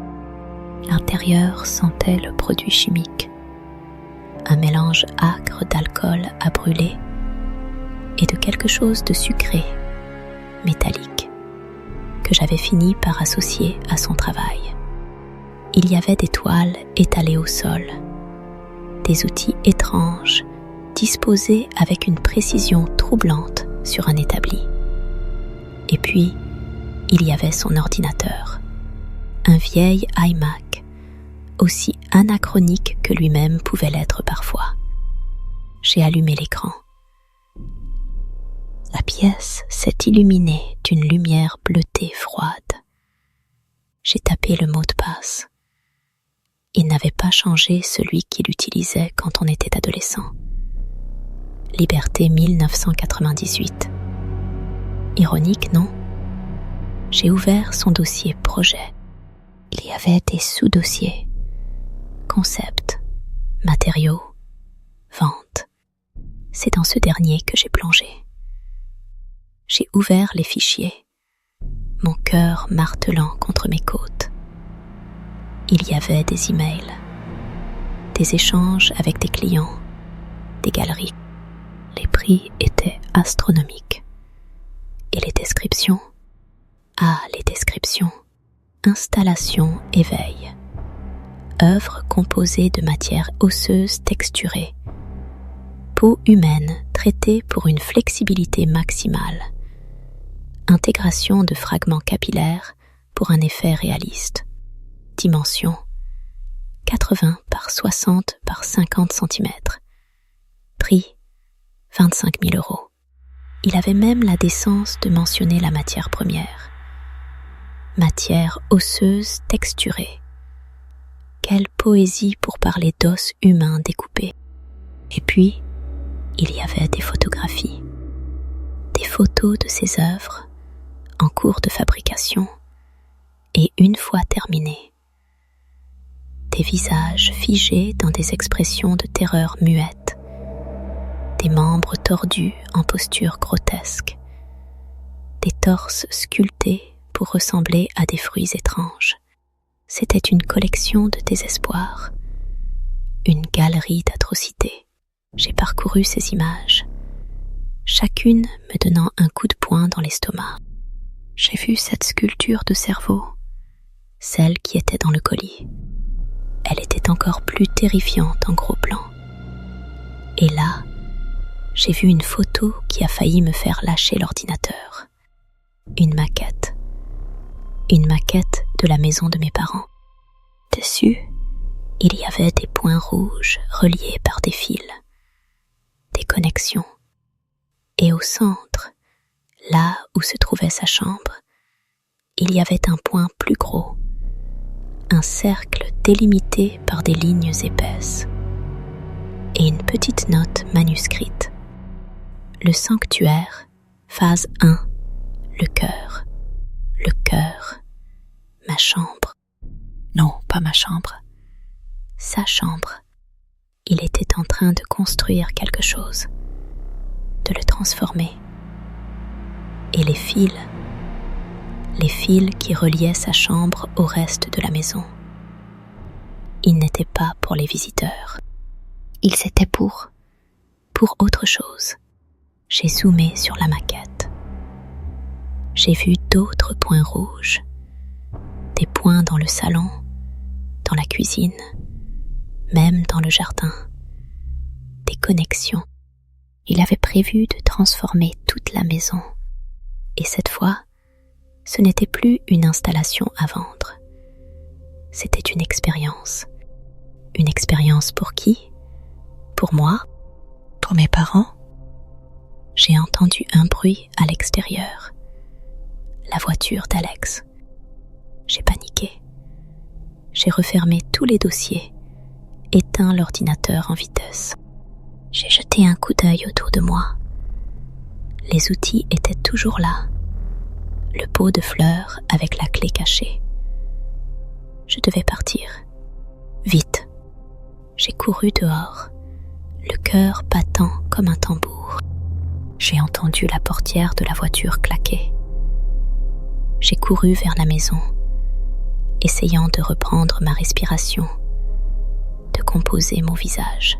« Salut ma belle », m'a-t-il lancé en me croisant dans l'entrée. Il était souriant, détendu. Il sentait le parfum frais, l'air de l'extérieur. « Tu as eu une bonne soirée ?»« Oui, ça va, Alex. Je me reposais, ai-je répondu, la voix tremblante. J'ai senti son regard sur moi. Il était intense, presque analytique. Il avait cette façon de me regarder, comme s'il lisait en moi. Et maintenant, je savais qu'il savait que je savais. La partie était jouée. Les jours suivants ont été un enfer silencieux. J'étais piégée dans cette maison, le décor de mon propre futur massacre. Alex était d'une gentillesse presque exaspérante. Il me préparait des cafés le matin, me demandait comment je me sentais, comment se passaient mes journées. Mes parents, eux, semblaient flotter dans leur propre bulle de bonheur familial retrouvé. Ils voyaient Alex comme le fils parfait, celui qui revenait prendre soin d'eux. Ils ne voyaient pas le loup déguisé en agneau. J'ai continué à rassembler des preuves, discrètement. J'ai pris des photos supplémentaires de sa chambre, des outils, des pots de produits chimiques. J'ai aussi réussi à prendre une photo de la maquette de la maison avec mon téléphone, de manière à ce que les connexions soient bien visibles. Je me disais que si j'avais un jour une chance de m'en sortir, il fallait que j'aie des preuves irréfutables, des preuves qui prouveraient l'intention. Un soir, alors que nous étions tous réunis dans le salon, Alex a commencé à parler de ses projets. Il utilisait ce ton détaché, presque clinique, qu'il avait quand il parlait de son travail. « J'ai un nouveau projet en tête », a-t-il dit, en sirotant son verre de vin. Quelque chose de plus immersif. Une expérience qui va au-delà de la simple contemplation. Je veux que les gens ressentent ce que je ressens quand je crée. Que l'art devienne vivant. Mes parents hochèrent la tête, admiratifs. « C'est merveilleux, mon chéri, » a dit ma mère. « Tu es tellement doué. » J'ai levé les yeux vers lui. Ses yeux brillaient d'une lueur étrange, une lueur que je n'avais jamais vue auparavant, une lueur de prédateur.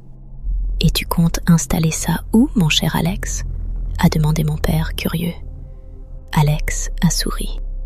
Un sourire lent, plein de sous-entendus. « Oh, ce sera ici, papa, dans la maison, j'ai une vision. Un endroit où l'art et la vie se confondent. Un sanctuaire. Mon sang s'est glacé. Il l'avait dit. Il allait transformer notre maison en son sanctuaire.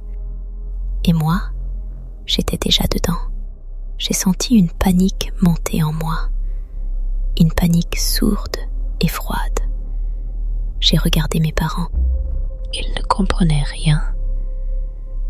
Ils étaient inconscients du danger immédiat. Ils étaient sur le point de devenir les acteurs involontaires de la dernière œuvre de leur fils. L'idée m'est venue comme un éclair.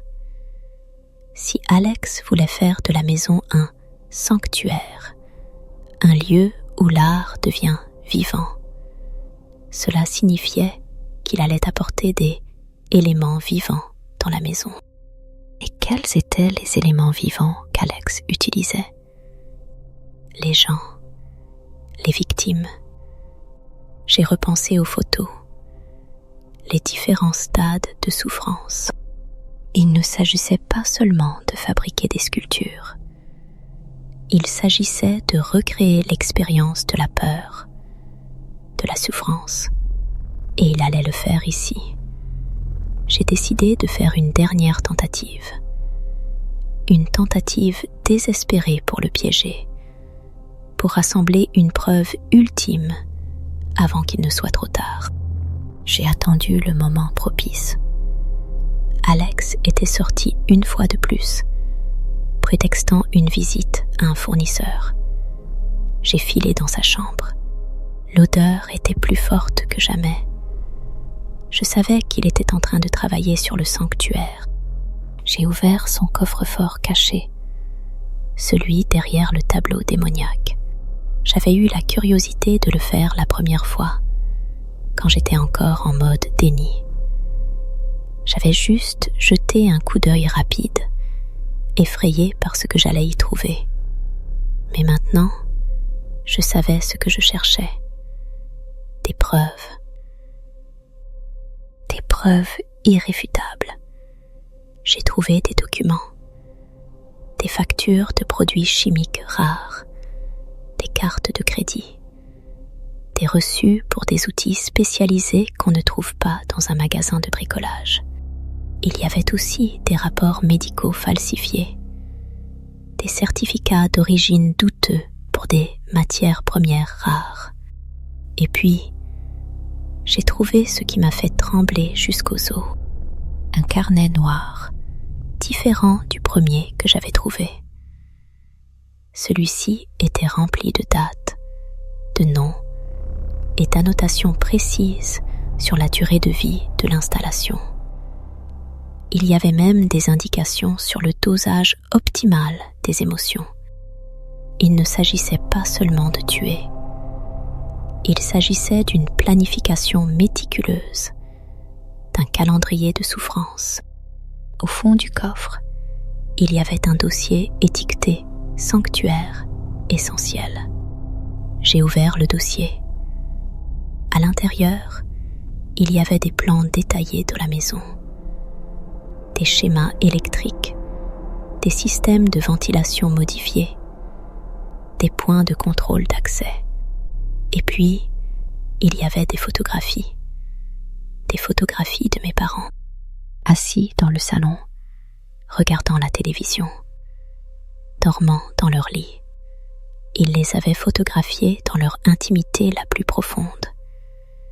Et à côté de ces photos, il y avait des notes, des indications sur leurs réactions, sur leur peur. Ils comptaient utiliser cela. Ils comptaient les manipuler, les briser, les transformer en éléments de son art. J'ai vu une photo de moi en train de lire dans ma chambre. À côté, il y avait écrit « La seule résistance doit être neutralisée. » Neutralisée. Ce mot résonnait en moi comme un glas. Il ne s'agissait plus de sculpture. Il s'agissait de monstrueuses mises en scène vivantes. et la maison entière allait devenir le théâtre de la folie d'Alex. J'ai entendu la voiture d'Alex revenir. Paniquée, j'ai fourré le plus de documents possible dans mon sac à main. J'ai refermé le coffre-fort en vitesse, essayant de ne pas faire de bruit. J'ai couru vers la porte de la chambre, le souffle court. J'ai à peine eu le temps de me mettre devant la porte quand il est entré. « Salut ma belle. Tu fais quoi dans mon bureau ?» m'a-t-il demandé, un léger sourire sur les lèvres. J'ai essayé de paraître nonchalante, malgré le tremblement qui me secouait de l'intérieur. « Rien, Alex. Je cherchais un livre. Je pensais que tu avais une vieille encyclopédie ici. » Il m'a regardé, ses yeux sondant les miens. « Vraiment ?» a-t-il dit, sa voix devenant plus dure. Il a fait un pas vers moi. « Tu es sûr que tu cherchais juste un livre ?» J'ai senti l'odeur de son haleine, une odeur de produits chimiques mêlée à quelque chose de doux et de métallique. L'odeur de la mort. « Oui, Alex, absolument sûr. » Il s'est approché encore. J'ai senti la panique me submerger. J'étais coincée. La seule issue était la porte. Mais il était entre moi et la liberté. Il a posé une main sur mon épaule. Sa peau était froide, presque glaciale. « Tu sais, ma sœur, » a-t-il murmuré, sa voix basse et dangereuse. « Il est important de faire confiance. Et tu sembles avoir perdu cette confiance. »« Alex, Il a haussé un sourcil. « Tu sais, je travaille sur un projet incroyable. Quelque chose qui va redéfinir l'art. Et j'aimerais que tu en fasses partie. » Mon cœur a fait un bond dans ma poitrine. Je ne comprends pas. « Oh, mais si, tu comprends, » a-t-il dit, son sourire s'élargissant. « Tu as vu mon travail. Tu as compris ce que je fais. Et maintenant, tu vas m'aider à le rendre encore plus vivant. » Il a fait un geste vers la maison, vers les pièces remplies de nos souvenirs, de notre vie tranquille. « Le sanctuaire, » a-t-il murmuré. « La maison entière sera mon sanctuaire, et tu seras mon invité d'honneur. » C'est à ce moment-là que j'ai vraiment compris. La façade était tombée. Le jeu était terminé. Il ne me voulait pas comme complice. Il me voulait comme pièce maîtresse de son dernier chef-d'œuvre macabre. Les plans, les photos, les annotations, tout prenait un sens terrifiant. Il ne me tuerait pas simplement. Il allait me transformer, me faire subir l'horreur qu'il infligeait aux autres, mais en plus personnalisée. Pour moi, parce que j'avais découvert son secret. J'ai senti le froid m'envahir, mais ce n'était plus la peur. C'était une sorte de lucidité glaciale. J'ai regardé Alex droit dans les yeux. Il était beau, mon frère. Si beau, avec ses cheveux bruns toujours impeccables, ses yeux bleus profonds, une beauté trompeuse, une façade de perfection qui cachait un abyssal de noirceur. « Tu ne me transformeras pas, Alex, » ai-je dit, ma voix ferme malgré le tremblement. J'ai senti la poche de mon sac à main, celle où j'avais fourré les documents. Il a ri, un rire clair, sans joie. « Oh, ma chère sœur, tu es déjà transformée. Tu as vu ce que je suis. Tu as peur. C'est ça, la première étape. La peur. C'est le principal ingrédient de toute création réussie. » Il a fait un pas de plus. J'ai reculé, me retrouvant dos à un mur froid. « J'ai tout, ai-je dit, sortant les papiers de mon sac. J'ai les photos, les plans, les reçus. J'ai la preuve de ce que tu es. Et j'ai le nom du galeriste. Son sourire s'est figé. L'air a semblé se raréfier. Ses yeux se sont plissés, le bleu devenant presque noir. Une expression de rage contenue a traversé son visage. Il a serré les poings. « Tu as été stupide », a-t-il sifflé. « Vraiment, vraiment stupide. » Il a levé une main. Je savais que c'était le moment. Soit je me laissais capturer, soit je me battais. J'ai regardé autour de moi. Dans son bureau, il y avait un presse-papier lourd en forme de tête de mort. Je l'ai saisi. Mon corps a agi avant que mon cerveau n'ait le temps de réfléchir. Il s'est jeté sur moi. Je l'ai esquivé, ma main droite tenant fermement le presse-papier. J'ai senti son bras me frôler. J'ai crié et d'un geste instinctif, j'ai frappé. Le choc a été brutal. J'ai senti quelque chose céder. Il a lâché un grognement de douleur, sa main se portant à son visage. Du sang a coulé entre ses doigts. C'était ma chance. J'ai couru. J'ai traversé la pièce, le nez en sang, les larmes aux yeux. J'ai couru à travers le couloir, ignorant mes parents qui hurlaient dans le salon, stupéfaits par le vacarme. J'ai couru vers la sortie, ma seule pensée étant de me mettre à l'abri. Alex était derrière moi. J'entendais ses pas lourds, ses cris de rage. J'ai ouvert la porte d'entrée. J'ai claqué la porte derrière moi. J'ai couru dans la nuit, à travers le jardin, vers la route. Les broussailles griffaient mon visage, mes chevilles. Je trébuchais, je tombais, je me relevais. J'entendais sa voix hurler mon nom. J'ai atteint la route. J'ai levé le pouce, désespéré. Les phares d'une voiture se sont approchés. Elle s'est arrêtée. Une silhouette est sortie. Le galeriste. Il m'a regardé, puis il a regardé derrière moi. Son regard était froid, impassible. « Vous avez fait une erreur, ma petite », a-t-il dit, sa voix comme du gravier. Mon artiste n'aime pas qu'on interfère avec son processus créatif. Et avant que je ne puisse réagir, avant que je ne puisse crier, j'ai vu Alex sortir de l'ombre. Il était couvert de sang, mais son sourire était revenu. Le sourire du prédateur satisfait. Il m'a regardé, et j'ai compris que j'avais été stupide. J'avais pensé que la police, les preuves, j'avais oublié un élément crucial, la complicité. Le galeriste n'était pas là pour me sauver. Il était là pour boucler la boucle, pour récupérer sa matière première.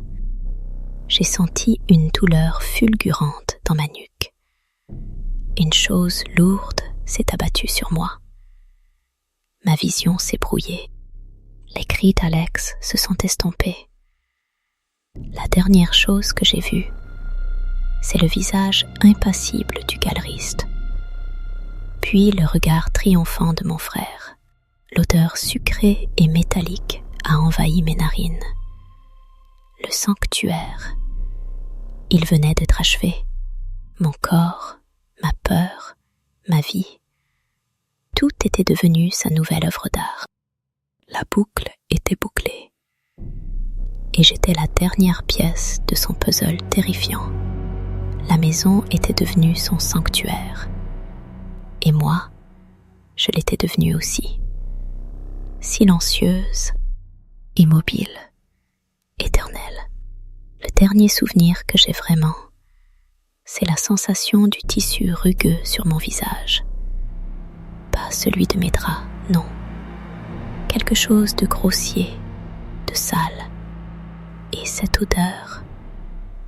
odeur sucrée et métallique, toujours présente, comme une pièce de monnaie oubliée dans un fruit trop mûr. Mais là, c'était partout, dans l'air, sur ma peau, dans mes poumons.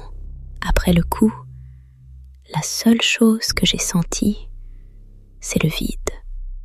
Un vide qui m'a englouti, avalé. C'est bizarre, tu vois, quand on pense à la mort, on s'imagine la douleur, le froid, la noirceur. Eh bien, moi, c'était un peu comme si j'avais juste cessé d'exister. Pas un adieu, pas une lutte, juste un arrêt sur image brutale. Comme quand ton ordinateur plante et que tout devient figé. Sauf que là, c'était moi qui étais figé. Et puis, le silence. Un silence absolu, plus épais que celui de la Sologne la nuit. Plus rien. Ni les cris de mes parents, ni la respiration rauque d'Alex, ni même le vrombissement lointain de la voiture du galeriste. Rien. Juste moi. Ou ce qu'il en restait. J'essayais de bouger, de cligner des yeux, de penser. Mais c'était comme essayer de remuer un bloc de béton. Impossible. J'ai d'abord cru que j'avais été enterrée. C'est le scénario classique, non? Tomber dans une fosse creusée à la hâte. Le sol froid et humide sur mes paupières closes. Mais non, il y avait trop de détails. L'odeur d'abord. C'était trop raffiné pour être de la simple terre. C'était comme si la pièce était imprégnée de cette effluve immonde. Et puis, il y avait cette impression de légèreté. Trop légère pour être sous terre. Comme si j'étais suspendue.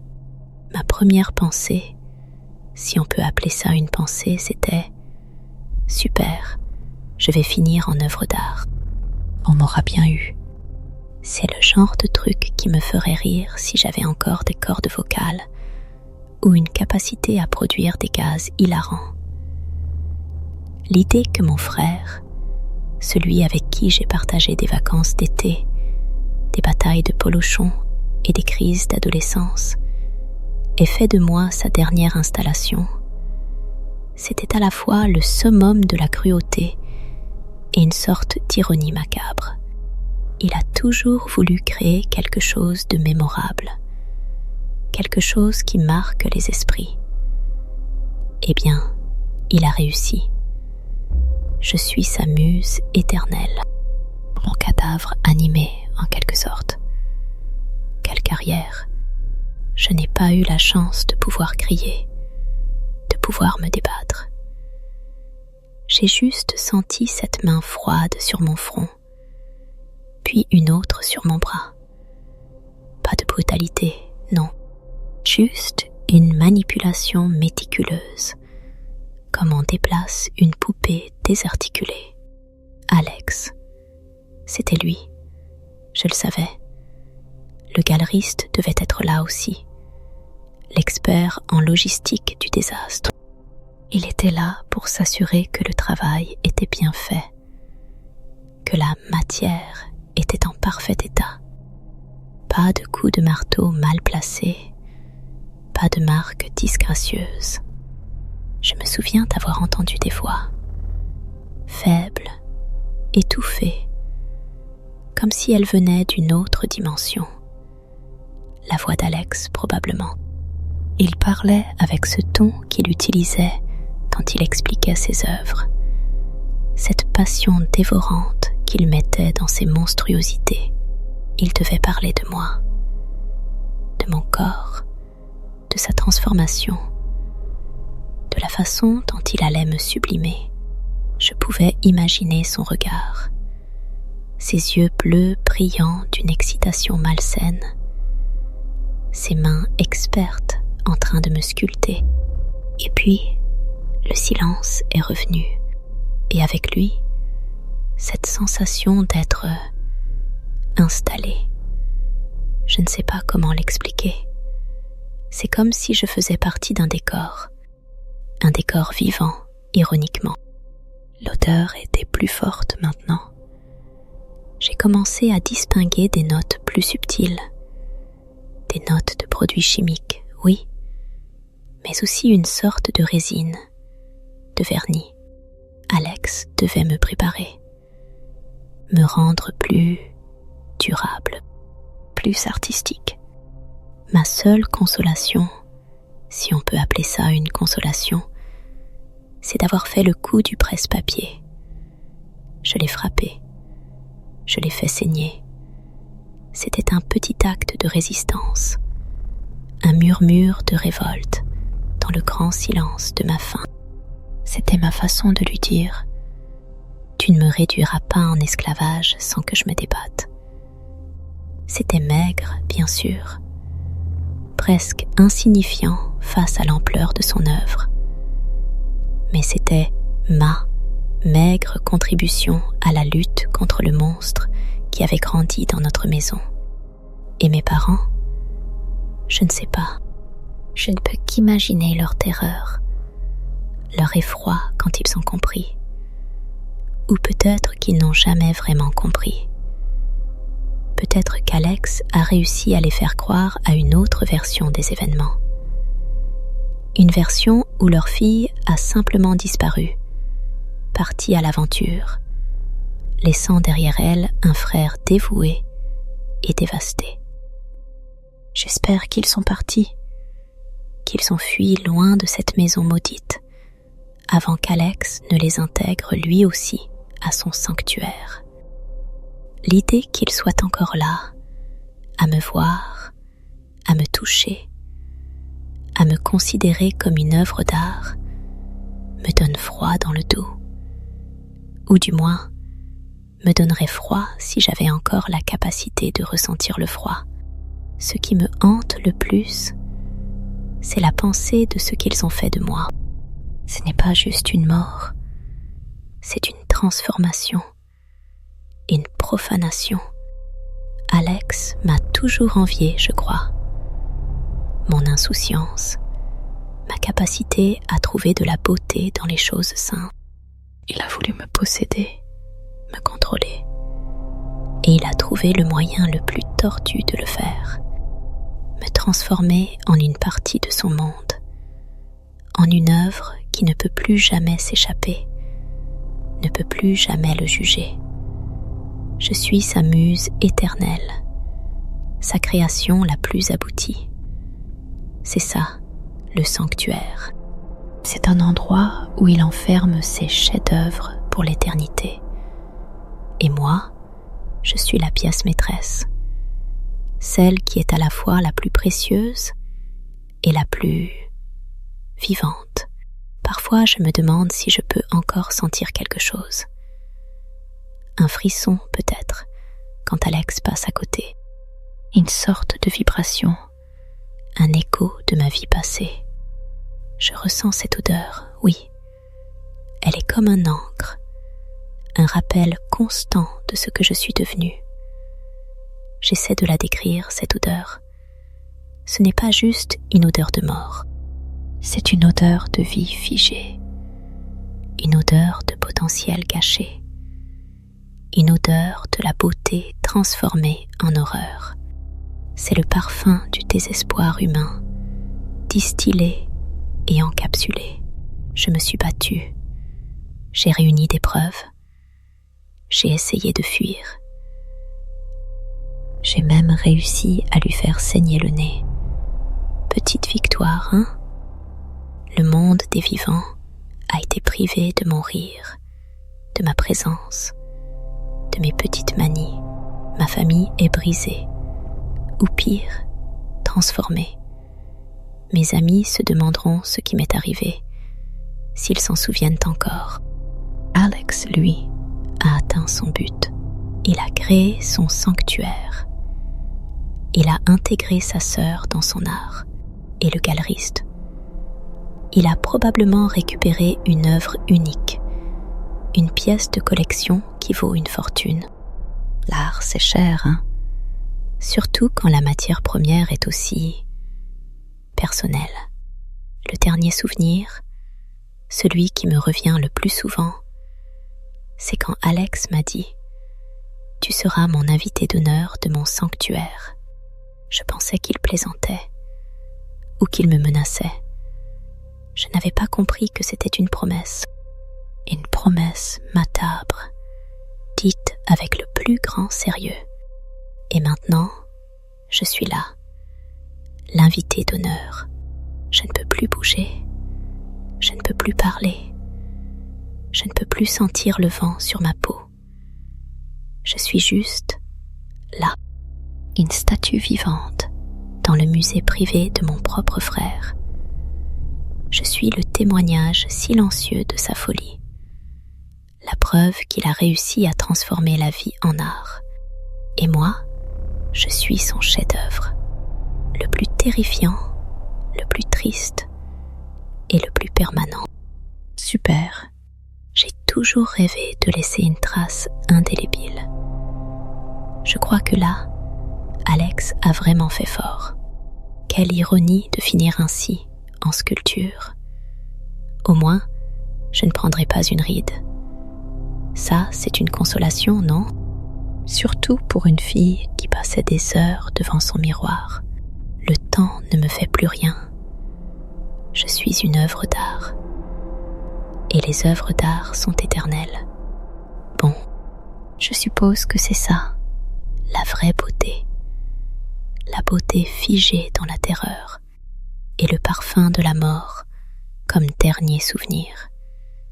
Bienvenue dans mon sanctuaire.